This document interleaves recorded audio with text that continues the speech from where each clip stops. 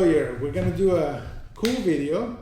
This is gonna be a recreation / reading of the first ever interrogation of Denise Williams. This is of course about the Mike Williams murder. We have a recent law school graduate, but today she's, in any matter, she's not herself. She's Denise Williams. She's gonna be reading the lines of Denise Williams in this interrogation. Let me tell you where this was at and when it was at. This happened on December 22nd, 2004. So exactly about four years and a few weeks after, maybe a couple of weeks after the murder, 4 years and 2 weeks or so after the murder. Present at this interrogation were Denise Williams, an attorney for her, Jeff Talley, and 2 investigators, Rory Jackson and Derek Wester. I believe this happened, or this interview was run by the sheriff's office in Jackson County. I'm going to be doing the reading with this young lady, and when I speak as if I were Denise Williams's attorney, Mr. Talley, this is going to be my voice. Hello, everybody. This is my rough attorney voice for Jeff Talley. That way you can see when it's Jeff Talley talking and not someone else that I'll be reading. All right, so here we go. Okay, one thing that Denise asked me about was, what she wants to answer all your questions. At the same time, she said, well, what do I do if something that, really doesn't have anything to do with it? And I mean, I don't think she wants to get into stuff that's not related. So hopefully you guys won't do that. If there is a question about that, I guess we can talk about it or whatever, if that's okay. I guess the other thing is that she kind of, and I'm of the opinion of, I guess, I've told her this more than she's concluded it, but as you and I have talked, I believe this is more than a missing person investigation. And, the fact that it's been 4 years and it's come up, that kind of bothers her a bit. She's trying to bring closure to everything, and she thought she had, I guess, my understanding is that there's been an indication that it was a murder investigation and an insurance company. And my understanding is you all had asked to check the signatures and check all that stuff. So that tells you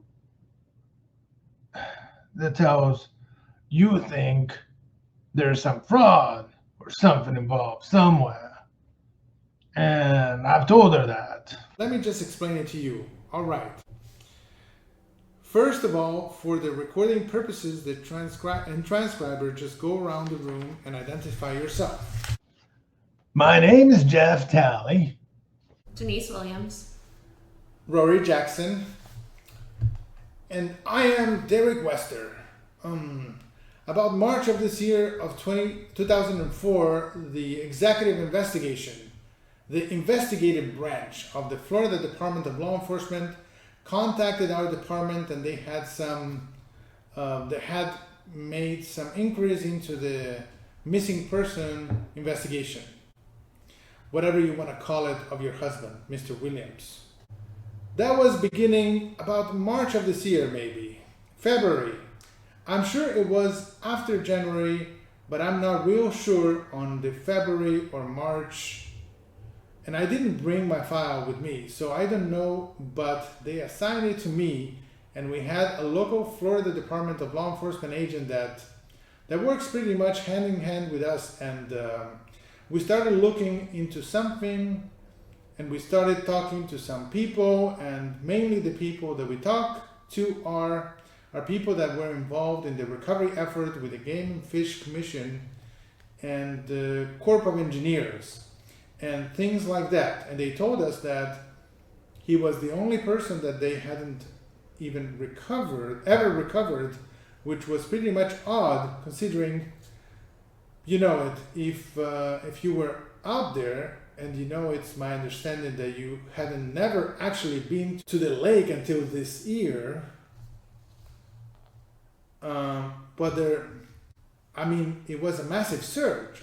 Real massive. And the fact that the body was never recovered brought some questions from the concerned citizen. And basically, what we want to know from you is going to be, what kind of life did you all have prior to him going missing? Do you know of any? I know he did commercial real estate, and if he does an appraisal or somebody doesn't like that appraisal, then I don't know exactly what all his jobs entails. I know he comes to look at something and tells you how much it's worth, and it is my understanding he was pretty good at it.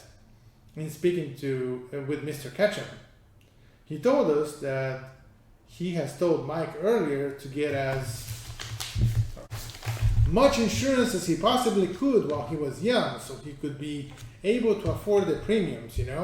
Makes sense on why he got so much insurance. And usually, like a rule of thumb to insurances, that you get a maximum of maybe 12 times your annual salary and a minimum of 6 or 7. Have y'all heard that before? I know an insurance person. I learn as much as I can about everything I can, but that's my understanding. So, according to Ketchum's appraisal, he knows more than probably Ketchum did, Mike did. But he also worked 20 hours a night or 20 hours a day sometimes, and that's what it is. I'm not here to accuse you of any wrongdoing. As far as related to your husband's disappearing, you're not like no murder suspect or anything like that, because we really don't know. I really don't know. The man could have. You never know what makes somebody snap. Somebody working 20 hours a day for a couple of years, that's a lot of pressure. He could walk off. He could be in Jamaica somewhere. I don't know. Somebody else could have done something to him. I don't know. But me personally, I really don't think that I have enough facts or any type of evidence to even say that he's gone. He's murdered, and you or anybody else. So that's where this is. That's where this has come to. So with that in mind, do you know of anybody that would want to harm him? No. Did he ever come home from work and talk about that John Doe down here is crazy? Or He didn't have any enemies. and it is my understanding that you and he started dating in 9th grade or something like that, high school through college. How long were y'all married? That day he died, it would have been our 6-year anniversary. It would have been 6 years.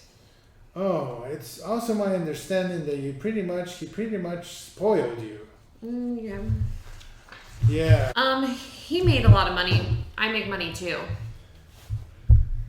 Well, I'm not saying. I'm talking about he would do things like you would call him at lunch and he would meet you and he would jump and he would pump your gas. He would pump your gas for you. And yeah. he was just spoiling you. He was a great guy. Yeah, Mike, he almost was very family oriented. Yes. He was a great guy. I mean, can you tell me about the? Did y'all have any infidelities or anything like that? no, I mean, you never suspected him to run around on you, no, seeing other women somewhere? no. According to Mr. Ketchum, he was getting like a master's degree in appraisal, and he was going to different places to attend different classes. He would go. It was a MAI, as it was called, and he would take classes, and he would go away to take a test. Where would he have to go to take this test? Gosh, I don't know. I think he pretty much drove. I really don't know. I know that he had one test, and he would have gotten that recognition. I don't know. So he didn't go like to New York for a week, No. like every other month or anything like that? No. He was home. He was either at home or he was at work. Most of the time, he didn't travel a lot, especially on his own. And when he did travel, you normally travel with him? Normally, I was working. Well, normally, no. And did he ever check up? Did you ever check up on him at work? Well, we would talk at night when he was there at night, but no checking up on him. You didn't suspect that he might have had a girlfriend up there or nothing like that? No. What about the night before he disappeared? He went the night before. Yeah. What did y'all do that day? That night we went to, me and him, our daughter, we went to Publix, like it was the Northwood Mall Publix, because he was going to be ringing the bell and so the three of us did that, and then we went home. Normally, when he goes duck hunting, what time did he get up? Oh gosh, normally 3:30, 4, early. Did he wake you up? No, I don't. You didn't have... No. Did he talk to anybody that night about going with him? I heard that he had a really good friend that he worked with. Later I heard that maybe he was supposed to have gone out that night before drinking or something like that, and then didn't end up going. But I didn't know about that. He went the week prior with... It was... it was the same place from what I remember, because it was the same lake. What's your relationship with his mother now? Now, currently, well, we were out there trick-or-treating on October 31st. That's the last time I'd seen her. I talked to her on the phone, I guess, twice since then. But Thursday before Saturday that he went missing, his mother and brother had come over to y'all's house. Do you remember that? Not really. When y'all had told them that y'all were, or Mike had told them that y'all were thinking about having another child. Okay, yeah. Do you remember all that? Yeah. Are you sure? I don't know though. Mike and I were talking about all that. I don't remember them. And the day y'all were going to go to Apalachicola? The day that he died, yeah, we were supposed to. He had reservations for that night, I think, because it was our anniversary. On his reservations, his name, like that? Oh, yeah, it was in his name. Someone ended up talking with some of his family and ended up crediting his card back, but I don't know, yeah. What about his hunting equipment? Are you familiar with any of that? No. Just see camouflage or stuff like that? Mm-hmm. Where did he normally keep his hunting clothes? From like all over, in his car, the garage, pretty much the car in the garage and his car. Did he keep them anywhere else? In his office. What about the gun? I know he kept clothes at the office too. But guns, I don't know. I don't know if he kept guns in the office or not. I honestly don't know. All right. Y'all went to Publix the night before? Right. Did y'all stay there while he rang the bell? Mm-hmm. How long did he have to ring the bell? It was about 45 minutes to an hour. When he left that morning, you didn't get up. What time was he supposed to be back? We were having my sister come pick up our, and I think all that was supposed to be around noon or 1, something like that, because she was supposed to come over and then he was supposed to be back. I think it was supposed to be about noon. What sister? Deanna. She got a last name? Deanna Land, Land. What time did you call it? It was your father that went and made the report? Yeah, my dad and Deanna were the first ones. Deanna took my dad up there because he knew he would be hunting. What time did you call him? I started calling, I guess, around 12. You called Dana? Yeah, because I remember my dad. I can't remember if Dana drove my dad or if my dad drove Dana, but I remember talking to him, Dana, and... You called Dana? Yes. And so he couldn't make it? Or? He didn't tell me that. He heard that later on, but I know where Mike hunted there because he had been with before recently. Did my understanding that the Game and Fish had inventoried the boat and truck and they released it to Brian and his dad? The boat and truck? Uh-huh. I don't know about that. My dad sold it to me, and I mean, it was mine and Mike's. I don't know about... Who brought it back to Tallahassee? Oh gosh, I have no idea. I would assume my dad. Well, no, I would have had to be with someone with a trailer hitch, right? So I don't know if my dad... Well, somebody, I don't know. I don't know. I don't know who brought it back to Tallahassee. I know it was at my house, and I know it was my dad that sold it to me. How long did it stay at your house? He sold it. It was months later. I don't know. It was never at Marcus Winchester's house? Talking about the boat. Maybe it was. And the truck? Oh, and his Bronco? Uh-huh. Yeah, okay, I think maybe it was. I don't remember. Was it at your house all the time? Was it at your house all the time? I don't know. I think it was there all the time because I don't know. They didn't want it there because they didn't want me to be upset, so they did keep it somewhere. I don't know if it was my dad's or if it was the Winchester's house. I'm not sure where all of it ended up being sold. But yeah, now that I think about it, they didn't want it and they didn't want me to have it. So they didn't want her to have it. And so no, it was not. I don't know if it was at the Winchesters or my dad's. I'm not sure. All right, now I'm going to talk about your relationship with Brian. Mm-hmm. And I'm going to tell you my opinion on that relationship. Mm-hmm. You seen in the Gulf War, Captain Spiker, the original Gulf War, the F-18 pilot that went down? Well, anyway, he's missing, presumed MIA, and whatever. They actually changed his designation and, well, his widow remarried his best friend. And his best friend is the one that keeps the Pentagon. He's in the Navy too, but he keeps the Pentagon.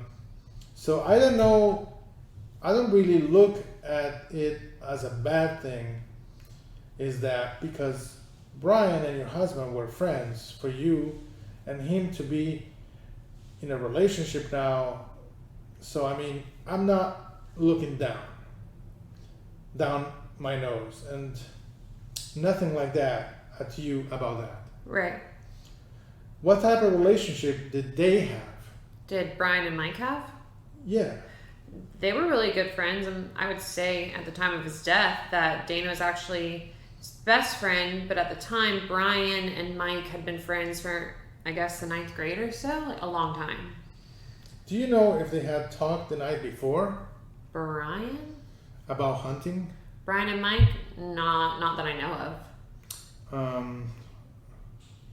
Talked to Cheryl, and that was Cheryl explained it to me, was that Brian and Mike, as far as hunting companions, were almost like inseparable.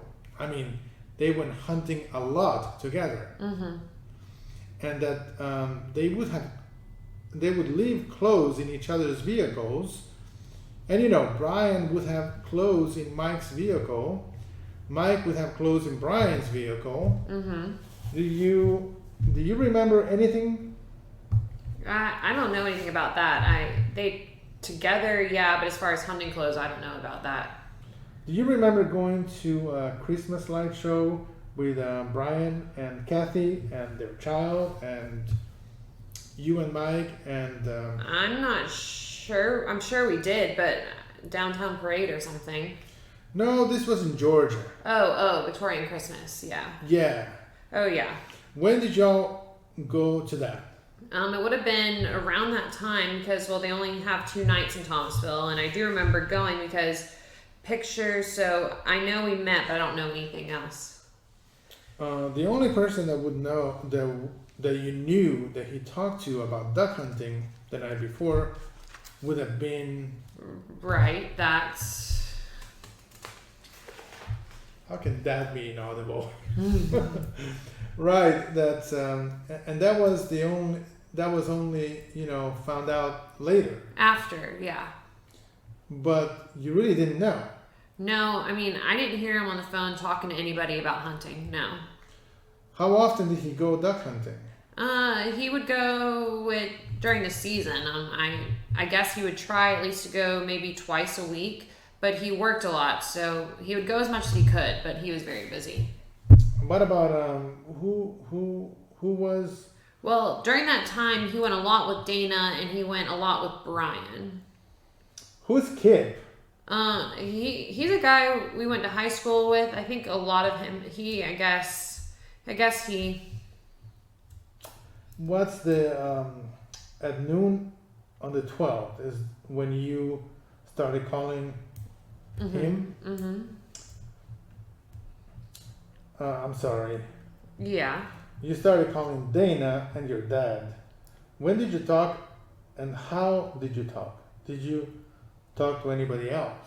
In the morning, I don't know. I called Deanna because we were talking about her about to do stuff and stuff like that. I don't know at what point. It would have been the morning. I don't know at what time. I remember calling, like I said, Dana and my dad. I don't know. Do you remember calling Kathy? I don't remember that, but... She made several calls, like we're the way she explained it was that if he went hunting, she might not know it, What now? The way she explained it was that if Brian went hunting, she might not know. She might not know it. She wouldn't know it. She wouldn't get up. Right. But he would just be gone. Right. And on the day he was gone, when she got up, is what she said. She said that you all had called a couple of times, like you've seen him. And no, she would call, have you seen him? No. No, I don't remember that at all. I know we ended up calling them because in Georgia at some family function or something, we were trying to find out where Mike might have gone hunting. I remember calling Brian's dad and Brian to find out, but Georgia, and that would have been when I was making other calls. I don't know. I called at the time, but I don't remember that part. Well, do you think if she remembers 3 or 4 phone calls like that, would that be accurate? I don't remember. From what I understood, he was supposed to have gone home with her dad, and they had set a hunt with Kathy's dad. And that's what I was told, and that's what I remember. I'm sure that I called. I called her at the time, but I don't remember her saying where. Right. Neither one of us would have been aware. They knew where they were hunting, so I don't know. I don't know why I would ask her where they're hunting because she doesn't know, but... All right. When he went hunting like that, how often did he not come back when he was supposed to? Not too often. It's not a regular thing for him to not come back. He would come back almost when he said, not every single time, but mostly, or else he would call. I know I asked you this a second ago, maybe. I forgot asking you. How often did he go hunting by himself?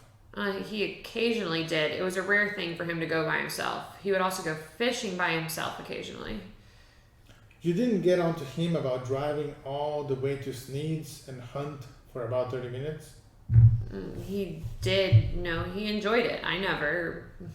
All right. During I guess in February is when you had the memorial service. Right. I think it was around the end of February. And in June or July, you had contacted an attorney about a presumptive death certificate. I think a certificate. It was August or September. Kurt Hunter was the. Who? Kurt Hunter was the attorney. Is he around here? Yeah, he is. How did you know him? I can't. What was the name of the firm? What was the firm? It's not really that Hunter and Or Kurt Hunter. Oh, I see. All right. I don't know the guy. I've never met the guy. Did you know him otherwise? Not except through. all right, and he filled out a petition and filed it, and had you sign it? He filed those reports and stuff. Yeah. All right, and in the petition it says in the petition, and I don't have it. I'm just doing this from my memory. So it says in it that only one entity had an objection to the petition, to the issuance of the petition, and that would be Kansas City Life because of the Right. life insurance policy. Right. But he also had life insurance with Cotton States. Right. Was the, Right. to your knowledge, was that an oversight Yeah. of the attorney?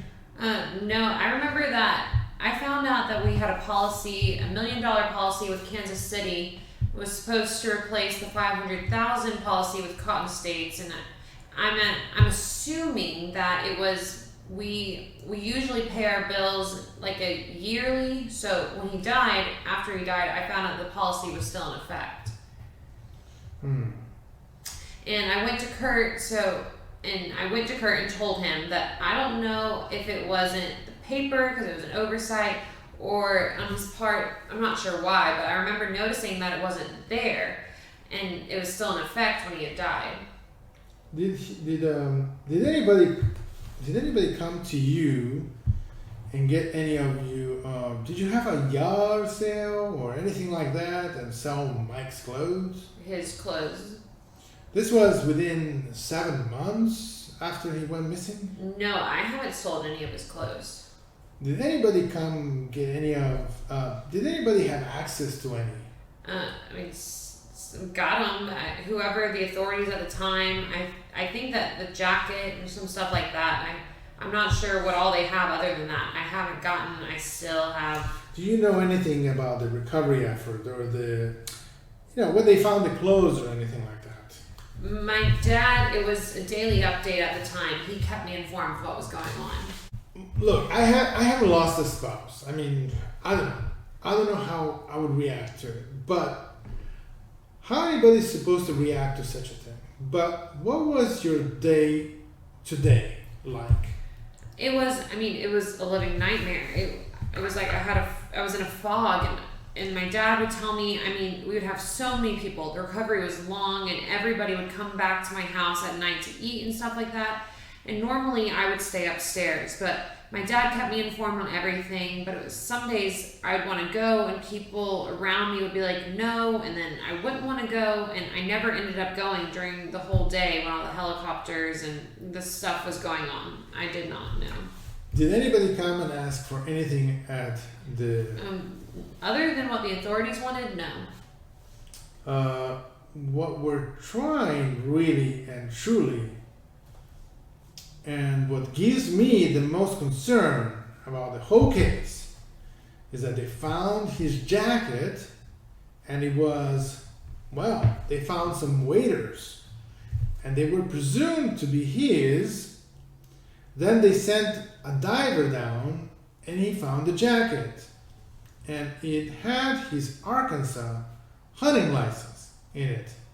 And the Arkansas hunting license looks almost like our computer printer our license, Florida license. Well, they were supposed to have been at the bottom of the lake for 6 or 7 months, but you could take them out and read them. Not as much, or not nothing. Anything like that. And of course his mama, big issue about the little flashlight that turned on the more I examined it. Very, very experienced cave diver says, I find them in caves all the time. He says, they leave them down there. If your big light burns out, then you got a spare. It is a cave diver ritual. But the fact about the paper hunting license is really and truly what bothers me about the whole case. And that's why I asked, did anybody come up there? Because you can look at this thing, and to me, 2 ways. You can look at the thing 2 ways. You can look at it bad. You was a terrible wife and you had your husband killed. All this. Or something did happen to your husband and somebody felt bad about it that may be responsible for it and maybe planted some of that stuff out there because it happened, a week before you had your hearing with Judge, whoever that judge was, is when they found the stuff with his name in it. And that's the biggest sticking point for me, is that after hundreds and hundreds of man hours, all the latest technology equipment, they're picking up, they can find monofilament fishing line at the bottom of this lake. But they can't find this big jacket or the waders, and that's where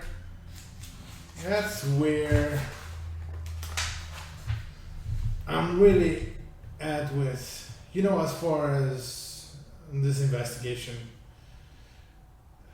Nobody came to you, nobody had access to anything like that. Mm-mm. To any of his personal stuff. Mm-mm. My dad, the authorities. You don't know. You don't know. You don't know of what did he give him, do you? My dad? No. Do you understand where I'm coming from? I feel like the whole time that we've been talking, it's me against you thing. But it's really not.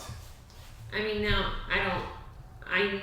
I remember during the process, the certificate, I think I told Kurt about it. I don't know if it was, I could look, but I don't remember, or what the judge had or not. I don't know.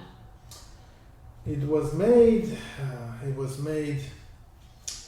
was probably the okay. The final petition. Okay.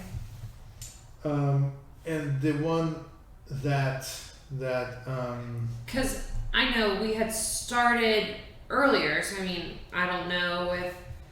Did anybody have power of attorney over you at that time? No.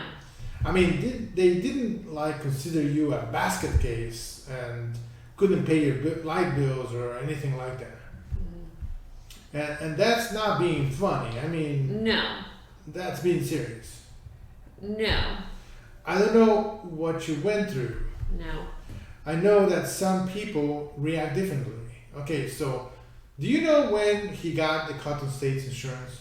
That would have been after we got married, he got that policy, and then after his dad died, he got the bigger policy, but I don't remember the dates.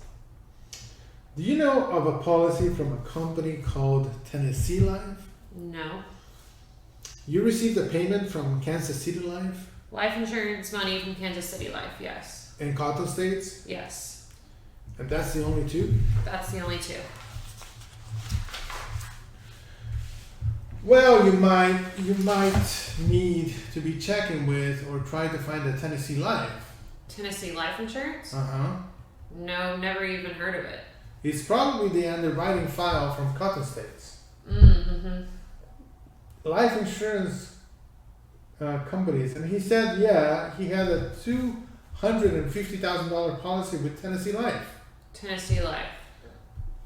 I've sent some emails or some requests to Tennessee Life, but they hadn't responded to them. Well, he had insurance with Kansas City Life. Unless he made a mistake when he said Tennessee Life. I mean, yeah, $250,000 with Kansas City Life, but never heard of Tennessee Life, so. Well, he might have made a mistake. Yeah, I don't know. Who are you talking about, might have known? Mike. I mean, he might have been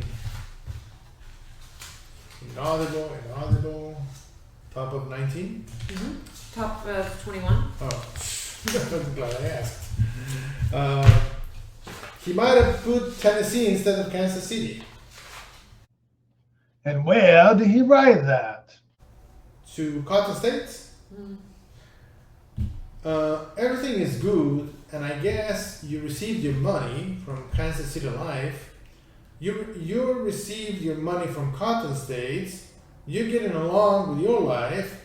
When did you and Brian start We started having a relationship? a physical relationship after, my God, I guess probably I think 4 or 5 months after.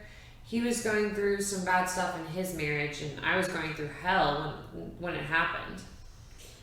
From the initial point, how long did it go until you had broken up with him for the first time? My gosh, I don't really know. I mean, it was just on and off or so I don't know. And when did you start seeing Charles Blanca? I could tell you when it ended. I'm trying to think of when it started. It ended 1.5 years ago, so it started, And it ended, you applied for a while. I didn't check to see, but I know that you had applied for an injunction. and received it, and You did get one? I had a restraining order on him for about 10 months. I think it was about 10 months, and Did it expire or y'all just... we ended up out of court with an agreement with him and his attorney. All right. Can you tell me, and that, because, I mean, what kind of relationship did y'all have? Me and Chuck, it was very serious, and I was going to marry him, so very serious. And he said the same thing, that it was very serious, and that at some point in time, you two had went to Atlanta. Yes. And y'all came down the hotel, and Brian was there. Yes. And Brian indicated that he had a gun or a knife or something, and there was a discussion for a couple of hours, and Charles left and came back to Tallahassee. Yes. And then he went back up there the next day or 2 days later, Yes. or something like that. What was that about? I had a relationship with Chuck, and I had not officially broken up with Brian, so it was a whole boyfriend, girlfriend, everyone's all emotional. But I mean, I don't understand what this has to do with it was 3 years later after he died. Every emotional, made for a TV moment, but I just don't see the relevance. Okay. Chuck and I were very serious. I'll get on to that. After y'all returned from Atlanta, you went over to Chuck's house and you had a conversation with Chuck about your relationship with Brian. Okay. Do you remember that conversation? I'm sure we did. I don't remember exactly what was said. And to him, you said it was real emotional, and I don't know what you classify as emotional or not. Heated between you all? I mean, just he said that you told him that you couldn't leave Ryan because you would be accused of insurance fraud. I'm not surprised that Chuck said that, but that's not true. That Chuck hates me. He hates Brian.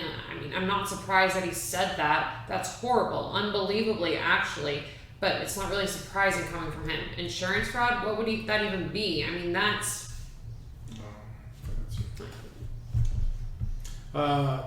Being that Chuck... I was involved with the Chuck situation, and I don't want to. I mean, my opinion of him is not really pertinent or relevant, but it was necessary for her to get an injunction. Credibility, Pardon? I said credibility. What do you mean? Whether or not his testimony is credible. Oh, you're not going to care what I think about him. The judge issued a restraining order against him. It's not shocking to me. It's not surprising coming from him. All right. Let me ask you this, which is, did you said Brian, or that Chuck said Brian had a gun or something, or a knife? He insinuated that he had one in his pocket. Did he have a gun? No. Did he insinuate that he had one? No. He made up. He said a lot of, but that's not true. He was very upset.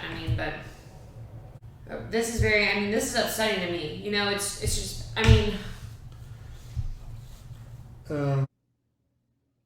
Did you know this was coming?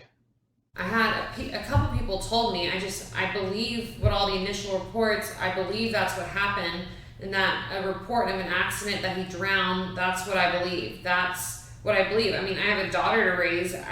There's no way. If he was alive, he would be here with her, and there's no way that he's alive because he would be here with me and with her, and he's not here with me and her, so I have to believe, and it's horrible to me, and it's horrible to not have a place to go like a graveyard. It's horrible. But what it's like to live with his mom, she has been a psycho from the beginning, and I feel sorry for her. She's lost her husband too, but she won't accept her own husband's death, and he died in a hospital. So it's very hard, and it's very hard raising a daughter. I guess I don't have any questions. You don't know of anybody that he ever had a crossword with? I know, you've interviewed friends. He had a good heart. I don't know anyone who had ever wanted to hurt him. How's your daughter? Your dentist said she had surgery? Yeah, she, maybe a month ago? she's doing better. Paper towels. Here.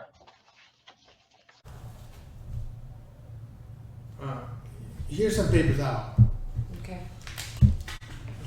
Do you have any more questions? No.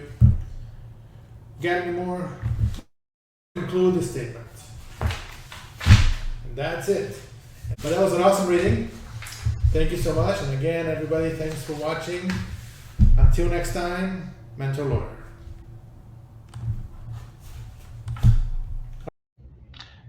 Just a couple of points about the interrogation. It's obvious that we were working with a poor transcript, and the transcript is going to appear at the end of this video.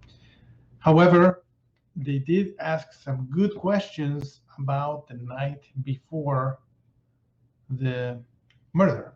So anyway, I listened to it once as I was reading it. I hope to listen to it with you guys. And let's see what you think about their performance of these investigators back in 2004 as they were trying to, I guess, jumpstart a murder investigation.